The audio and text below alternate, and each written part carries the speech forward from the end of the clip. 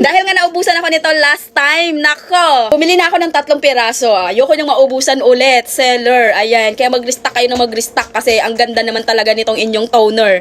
Eto guys, yung toner na magugustuhan mo talaga. Napakaganda niya.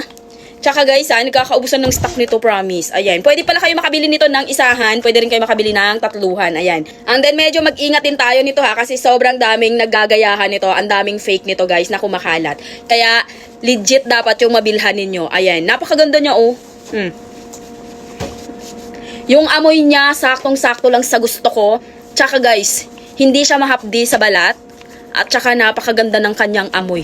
Mabango siya, pero hindi siya yung ganun ka sobrang mabango. Basta magugustuhan mo lang talaga yung kanyang scent, guys. Ayan. And then, pwede mo tong ilinis sa mukha mo, sa liig mo. Ayan. At ang tagal-tagal mo na tong mauubos. Ayan, 500 ml. Napakamura. Okay? Ayan guys, so tingnan nyo naman. Walang hapdi talaga. Gusto mong subukan to? Available dyan sa ating Yellow Basket. Check out na.